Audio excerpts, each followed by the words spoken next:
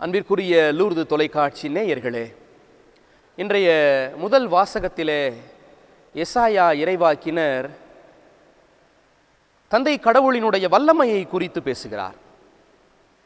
அவருக்கு நிகர் யார்? அவரைப் போல நீதியுள்ளவர் யார்? அவருக்கு நிகர் யாரும் இல்லை. தந்தை கடவுள் தான் தேர்ந்து கொண்ட இஸ்ராயேல் மக்களை வழிநடத்துவதற்காக பல இறைவாக்கினர்களையும் நீதி தலைவர்களையும் அனுப்பினார். அவர்கள் வழியாக தந்தை கடவுள் தன்னை அவர்களோடு வெளிப்படுத்தி கொண்டே இருந்தார்.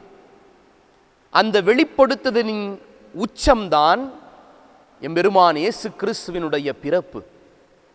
அந்த வெளிப்படுத்துதலின் நிறைவுதான் கிறிஸ்து இயேசுவினுடைய பிறப்பு. இஸ்ராயேல் மக்கள் பல்வேறு நேரங்களிலே இந்த உண்மையை உணராமல், கடவுளினுடைய உடனிருப்பை உணராமல், அவர்தான் அனைத்திற்கும் மேலானவர், அவரை மிஞ்சியவர் யாரும் இல்லை என்பதை உணராமல் நம்பாமல் வாழ்ந்ததினுடைய விளைவுதான் அவர்கள் பட்ட துன்பங்கள், வேதனைகள். பல நேரங்களிலே நாடு கடத்தப்பட்டார்கள். அன்பிற்கினியவர்களே, இன்றைய முதல் வாசகம் நமக்கு மிக தெளிவாக எடுத்துரைக்கிறது, இறைவனுக்கு நிகரானவர்கள் யாரும் இல்லை. அதேபோல இறைவனினுடைய நம்பிக்கையை தந்தை கடவுள் தன் வழியாகவே மிக அழகாக வெளிப்படுத்துவதை பார்க்கிறோம்.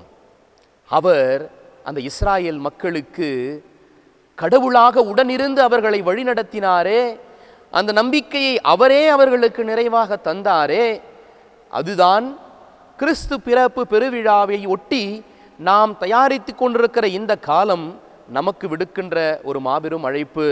கிறிஸ்துவை நம்புதல், கிறிஸ்துவை நம்ப வேண்டும். எப்படிப்பட்ட நம்பிக்கை? கிறிஸ்துவுக்கு நிகரானவர் யார், கிறிஸ்துவை விட மேலானவர் யார் என்ற நிலையிலே கிறிஸ்துவை நாம் நம்புகிற பொழுது இந்த கிறிஸ்து பிறப்பு பெருவிழா நம்பிக்கையினுடைய விழாவாக மாறும். எனவே அன்பிற்குரியவர்களே, இந்த உன்னதமான புனிதமான தயாரிப்பின் காலத்திலே கடவுளுக்கு நிகரானவர் யாரும் இல்லை, கடவுளை மட்டுமே நான் நம்புவேன் என்ற அந்த நம்பிக்கை வாழ்வை ஒவ்வொரு நாளும் பலப்படுத்தி கிறிஸ்து பிறப்பு பெருவிழாவினை மகிழ்வோடு நம்பிக்கையோடு கொண்டாட நம்மையே நாம் தயார் செய்வோம்.